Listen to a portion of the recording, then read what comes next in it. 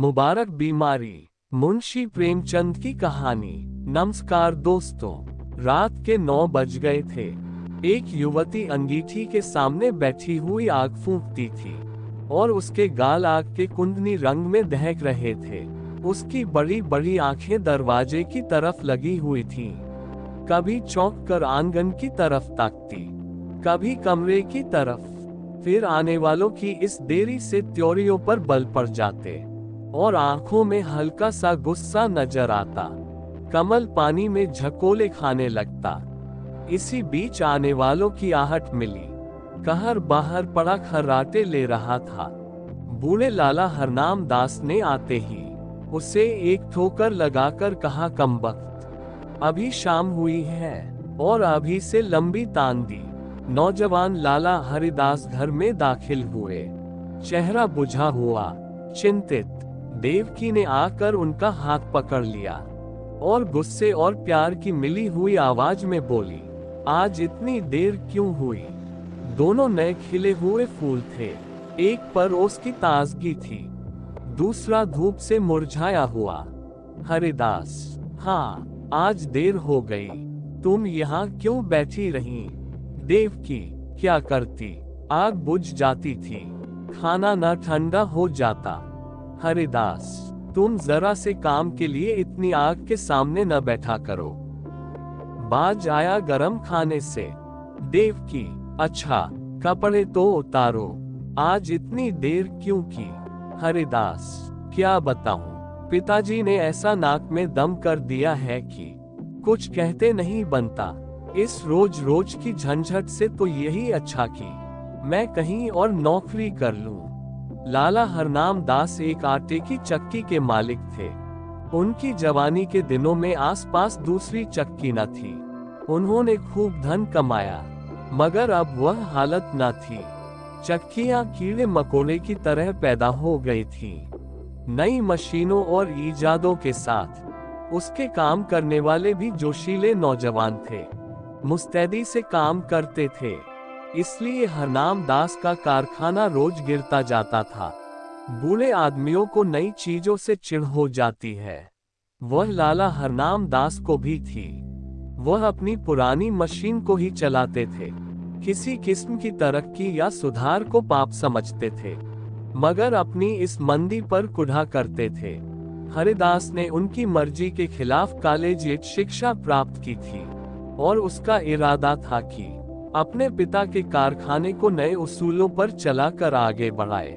लेकिन जब वह उनसे किसी परिवर्तन या सुधार का जिक्र करता तो लाला साहब जामे से बाहर हो जाते और बड़े गर्व से कहते, कॉलेज में पढ़ने से तजुर्बा नहीं आता।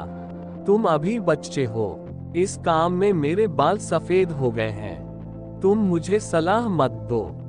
जिस तरह मैं कहता हूँ काम किए जाओ।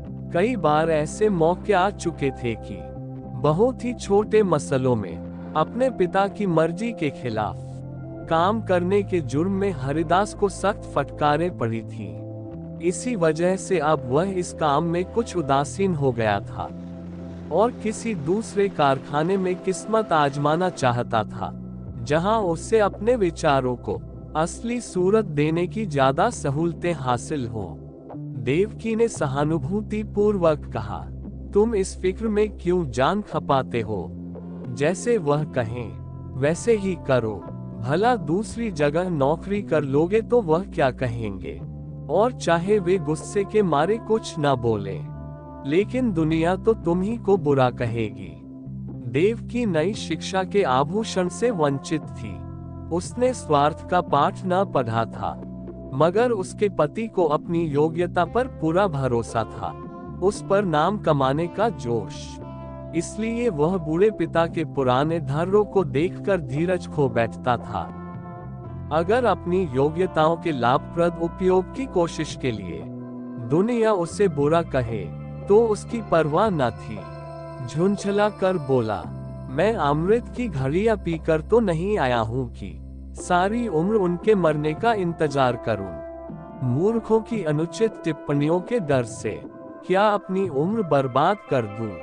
मैं अपने कुछ हम उम्रों को जानता हूँ। जो हरगिज मेरे जैसी योग्यता नहीं रखते, लेकिन वह मोटर पर हवा खाने निकलते हैं, बंगलों में रहते हैं और शान से जिंदगी बसर करते हैं। तो मैं क्यों हाथ पर हाथ रखे जिंदगी को अमर समझे बैठा रहूं। संतोष का युग बीत गया, ये संघर्ष का युग है। यह मैं जानता हूं कि पिता का आदर करना मेरा धर्म है, मगर सिद्धांतों के मामले में मैं उनसे क्या किसी से भी नहीं दब सकता। इसी बीच कहार ने आकर कहा, लाला जी थाली मांगते हैं। लाला हरनाम दास हिंदू रस्म रिवाज के बड़े पाबंद थे, मगर बुढ़ापे के कारण चौक के चक्कर से मुक्ति पा चुके थे। पहले कुछ दिनों तक जाड़ों में रात को पुरिया न हजम होती थी, इसलिए चपातियां ही अपनी बैठक में मंगा लिया करते थे। मजबूरी ने वह कराया था जो इज्जत और दलील के काबू से बाहर था। हरिदास के लिए भी देवकी ने खाना निकाला। पहले तो वह एकदम बहुत दुखी नजर आते थे, लेकिन बघार की खुशबू ने खाने के लिए चाव पैदा कर दिया था। अक्सर हम अपनी आंख और नाक से हाजमे का काम लिया करते हैं। लाला हरनाम दास रात को भले चंगे सोए, लेकिन अपने बेटे की गुस्ताखियां और कुछ अपने कारोबार की सुस्ती और मंदी उनकी आत्मा के लिए भयानक कष्ट का कारण हो गई। और चाहे इसी समस्या का असर हो, चाहे बुढ़ापे का, सुबह होने से पहले उन पर लकवे का हमला हो गया। जबान बंद हो गई और चेहरा ऐंठ गया। हरिदास डॉक्टर के पास दौड़ा। डॉक्टर आए, मरीज को देखा और बोले, डरने की कोई बात नहीं, सेहत होगी मगर 3 महीने से कम न लगेंगे। चिंताओं के कारण ये हमला हुआ है, इसलिए कोशिश करनी चाहिए कि वह आराम से सोए, परेशान न हो और जबान खुल जाने पर भी जहां तक मुमकिन हो बोलने से बचें। बेचारी देवकी बैठी रो रही थी। हरिदास ने आकर उसको सांत्वना दी और फिर डॉक्टर के यहाँ से दवा लाकर दी। थोड़ी देर में मरीज को होश आया। इधर उधर कुछ खोजती हुई सी निगाहों से देखा कि जैसे कुछ कहना चाहते हैं, और फिर इशारे से लिखने के लिए कागज मांगा। हरिदास ने कागज और पेंसिल रख दी तो बूढ़े लाला साहब ने हाथों को खूब संभाल कर लिखा, कारोबार का बागडोर दीनानाथ के हाथ में रहे। ये शब्द हरिदास के हृदय में तीर की तरह लगे। अफसोस, अब भी मुझ पर भरोसा नहीं, यानी कि दीनानाथ मेरा मालिक होगा और मैं उसका गुलाम बनकर रहूंगा। यह नहीं होना चाहिए। कागज लिए देवकी के पास आए और बोले, लालाजी ने दीनानाथ को मैनेजर बनाया है। उन्हें मुझ पर इतना एतबार भी नहीं है, लेकिन मैं इस मौके को हाथ से न जाने दूंगा। उनकी बीमारी का अफसोस तो जरूर है, मगर शायद परमात्मा ने मुझे अपनी योग्यता दिखलाने का यह अवसर दिया है और इससे मैं जरूर फायदा उठाऊंगा। कारखाने के कर्मचारियों ने इस दुर्घटना की खबर सुनी तो बहुत घबराए। उनमें कई निकम्मे, बेशर्म आदमी भरे हुए थे जो सिर्फ खुशामद और चिकनी चुपड़ी बातों की रोटी खाते थे। मिस्त्री ने कई दूसरे कारखानों में मरम्मत का काम उठा लिया था। रोज किसी न किसी बहाने से खिसक जाता था। फायरमैन और मशीन मैन दिन को झूठ मूठ चक्की की सफाई में काटते थे और रात के काम करके ओवर टाइम की मजदूरी लिया करते थे। दीनानाथ जरूर होशियार और तजुर्बेदार आदमी था, मगर उसे भी काम करने के मुकाबले में, जी हाँ, रटते रहने में ज्यादा मजा आता था। लाला हरनाम दास मजदूरी देने में बहुत हीले हवाले किया करते थे और अक्सर काट कपट के भी आदी थे। इसी को वह कारोबार का अच्छा उसूल समझते थे। हरिदास ने कारखाने में पहुंचते ही साफ शब्दों में कह दिया कि तुम लोगों को मेरे वक्त में जी लगाकर काम करना होगा।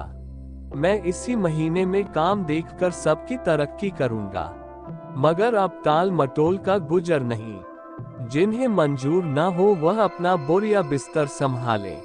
और फिर दीनानाथ को बुलाकर कहा, भाई साहब, मुझे खूब मालूम है कि आप होशियार और सूझबूझ रखने वाले आदमी हैं। आपने अब तक यहाँ का जो रंग देखा वही अख्तियार किया है, लेकिन अब मुझे आपके तजुर्बे और मेहनत की जरूरत है।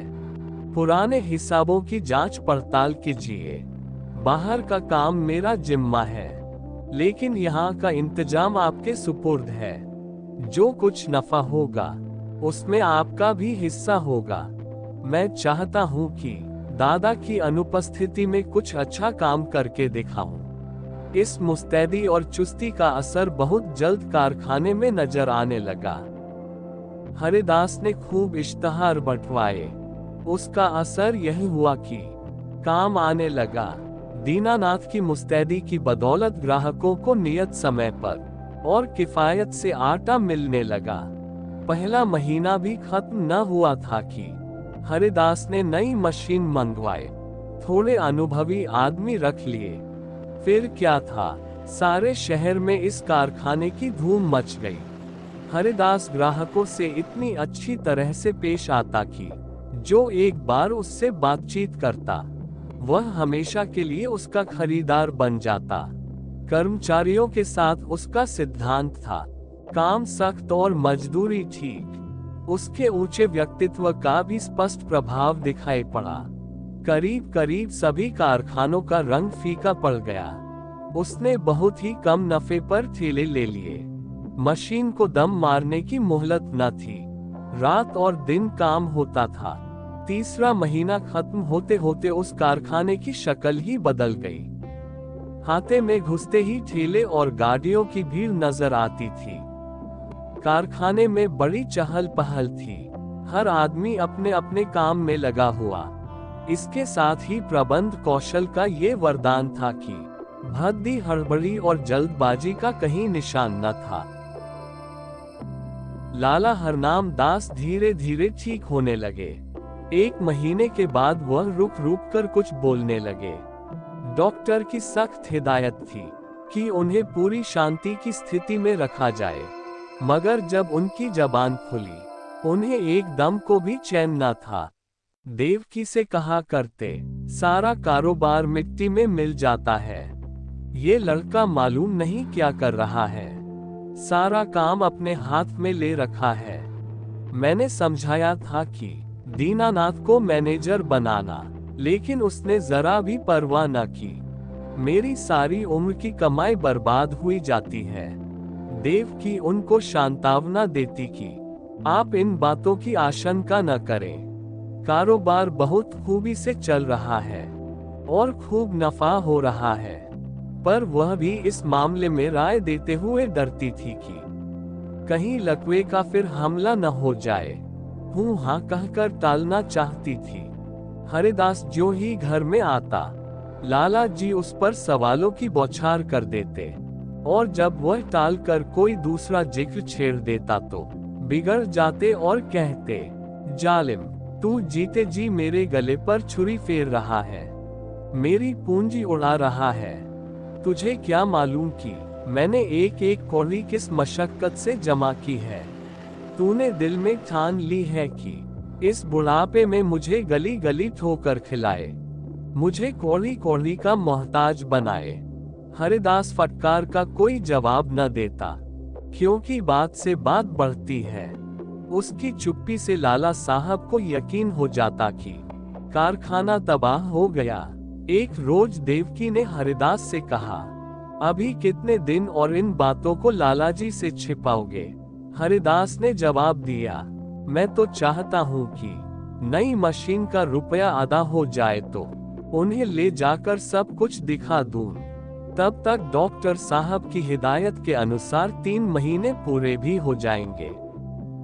देवकी, लेकिन इसे छिपाने से क्या फायदा, जब वे 8 पहर इसी की रट लगाए रहते हैं। इससे तो चिंता और बढ़ती ही है, कम नहीं होती।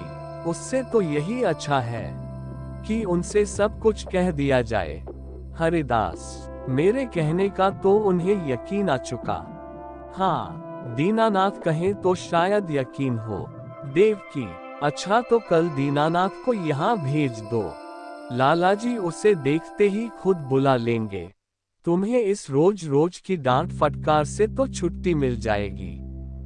हरिदास, अब मुझे इन फटकारों का जरा भी दुख नहीं होता। मेरी मेहनत और योग्यता का नतीजा आंखों के सामने मौजूद है। जब मैंने कारखाना अपने हाथ में लिया था, आमदनी और खर्च का हिसाब मुश्किल से बैठता था।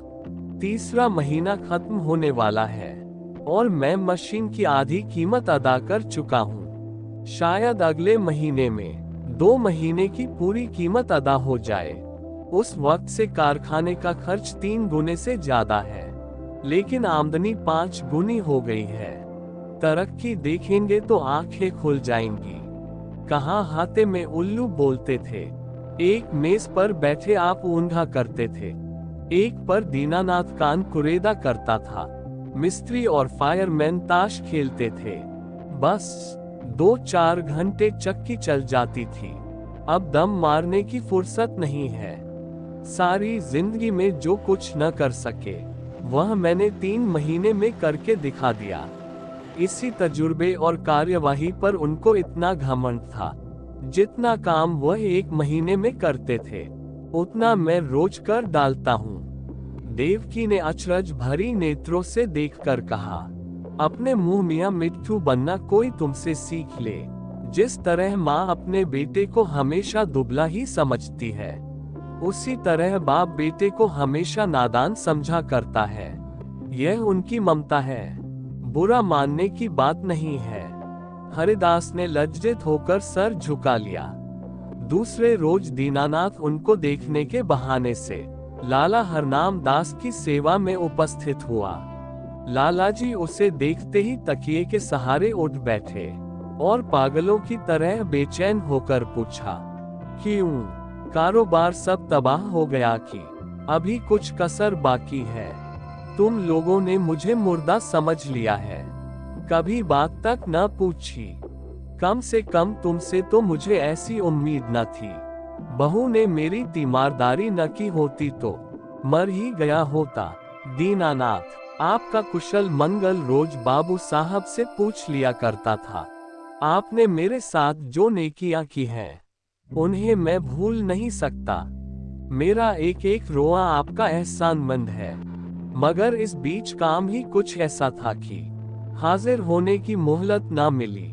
हरनाम दास, खैर कारखाने का क्या हाल है? दिवाला होने में क्या कसर बाकी है? दीनानाथ ने ताज्जुब के साथ कहा, यह आपसे किसने कह दिया कि दिवाला होने वाला है? इस अरसे में कारोबार में जो तरक्की हुई है, वह आप खुद अपनी आंखों से देख लेंगे। हरनाम दास व्यंग्य पूर्वक बोले, शायद तुम्हारे बाबू साहब ने तुम्हारी मनचाही तरक्की कर दी। अच्छा अब स्वामी भक्ति छोड़ो और साफ बतलाओ। मैंने आदेश दिया था कि कारखाने का इंतजाम तुम्हारे हाथ में रहेगा, मगर शायद हरिदास ने सब कुछ अपने हाथ में रखा। दीनानाथ, जी हाँ, मगर मुझे इसका जरा भी दुख नहीं। वही इस काम के लिए ठीक भी थे। जो कुछ उन्होंने कर दिखाया, वह मुझसे हरगिज न हो सकता। हरनाम दास, मुझे ये सुन सुनकर हैरत होती है। बतलाओ, क्या तरक्की हुई? दीनानाथ, तफसील तो बहुत ज्यादा होगी, मगर थोड़े में ये समझ लीजिए कि पहले हम लोग जितना काम 1 महीने में करते थे, उतना अब रोज होता है। नई मशीन आई है, उसकी आधी कीमत अदा हो चुकी है। वह अक्सर रात को भी चलती है। ठाकुर कंपनी का 5000 मन आटे का ठेका लिया था, वह पूरा होने वाला है। जगतराम बनवारी लाल से कमसरियट का ठेका लिया है। उन्होंने हमको 500 बोरे महावार का बयाना दिया है। इसी तरह और फुटकर काम कई गुना बढ़ गया है। आमदनी के साथ खर्च भी बढ़े हैं। कई आदमी नए रखे गए हैं। मुलाजिमों को मजदूरी के साथ कमीशन भी मिलता है, मगर नफा पहले के मुकाबले में 4 गुने के करीब है। हरनाम दास ने बड़े ध्यान से यह बात सुनी। वह गौर से दीनानाथ के चेहरे की तरफ देख रहे थे। शायद सच्चाई की तह तक पहुंचना चाहते थे। संदेहपूर्ण स्वर में बोले, दीनानाथ, तुम कभी मुझसे झूठ नहीं बोलते थे, लेकिन तो भी मुझे इन बातों पर यकीन नहीं आता, और जब तक अपनी आंखों से देख न लूंगा यकीन न आएगा। दीनानाथ कुछ निराश होकर विदा हुआ। उसे आशा थी कि लाला साहब तरक्की और कारगुजारी की बात सुनते ही फूले न समाएंगे और मेरी मेहनत की दाद देंगे। उस बेचारे को न मालूम था कि कुछ दिलों में संदेह की जड़ इतनी मजबूत होती है कि सबूत और दलील के हमले उस पर कुछ असर नहीं कर सकते। यहाँ तक कि वे अपनी आंख से देखने को भी धोखा या तिलिस्म समझते हैं। दीनानाथ के चले जाने के बाद लाला हरनाम दास कुछ देर तक गहरे विचार में डूबे रहे और फिर एकाएक कहार से बग्घी मंगवाए, लाठी के सहारे बग्घी में आ बैठे और उससे अपने चक्की घर चलने का हुक्म दिया। दोपहर का वक्त था। कारखानों के मजदूर खाना खाने के लिए गोल के गोल भागे चले आते थे, मगर हरिदास के कारखाने में काम जारी था। बग्घी हाथे में दाखिल हुई। दोनों तरफ फूलों की कतारें नजर आईं। माली क्यारियों में पानी दे रहा था। ठेले और गाड़ियों के मारे बग्घी को निकलने की जगह न मिलती थी। जिधर निगाह जाती थी सफाई और हरियाली नजर आती थी। हरिदास अपने मुहर्रिर को कुछ खतों का मसौदा लिख रहा था कि बूढ़े लाला जी लाठी टेकते हुए कारखाने में दाखिल हुए। हरिदास फौरन उठ खड़ा हुआ और उन्हें हाथों से सहारा देते हुए बोला, आपने कहना क्यों न भेजा कि मैं आना चाहता हूँ, पालकी मंगवा देता, आपको बहुत तकलीफ हुई। ये कहकर उसने एक आराम कुर्सी बैठने के लिए खिसका दी। कारखाने के कर्मचारी दौड़े और उनके चारों तरफ बहुत अदब के साथ खड़े हो गए। हरनाम दास कुर्सी पर बैठ गए और बोरों के छत चूमने वाले ढेर पर नजर दौड़ाकर बोले, मालूम होता है दीनानाथ सच कहता था। मुझे यहाँ कई नई सूरतें नजर आती हैं। भला कितना काम रोज होता है। हरिदास, आजकल काम ज्यादा आ गया है, इसलिए कोई 500 मन रोजाना तैयार हो जाता है, लेकिन औसत 250 मन का रहेगा। मुझे नई मशीन की कीमत अदा करनी थी, इसलिए अक्सर रात को भी काम होता है। हरनाम दास, कुछ कर्ज लेना पड़ा होगा। हरिदास, एक कौड़ी नहीं, सिर्फ मशीन की आधी कीमत बाकी है। हरनाम दास के चेहरे पर इत्मीनान का रंग नजर आया। संदेह ने उस विश्वास को जगह दी। प्यार भरी आंखों से लड़के की तरफ देखा और करुण स्वर में बोले, बेटा, मैंने तुम्हारे ऊपर बड़ा जुल्म किया, मुझे माफ करो। मुझे आदमियों की पहचान पर बड़ा घमंड था, लेकिन मुझसे बहुत धोखा हुआ। मुझे अब से बहुत पहले इस काम से हाथ खींच लेना चाहिए था। मैंने तुम्हें बहुत नुकसान पहुंचाया। ये बीमारी बड़ी मुबारक है, जिसने तुम्हारी परख को मौका दिया और तुम्हें अपना कौशल दिखाने का। काश ये हमला 5 साल पहले ही हुआ होता। ईश्वर तुम्हें खुश रखे और हमेशा उन्नति दे, यही तुम्हारे बुरे बाप का आशीर्वाद है। दोस्तों, आपको ये कहानी कैसी लगी? आप अपने कमेंट के द्वारा हमें अवश्य बताएं और ऐसी ही कहानियां सुनने के लिए हमारे चैनल को लाइक करें और सब्सक्राइब करें और शेयर करना ना भूलें। ये वीडियो देखने के लिए आपका धन्यवाद।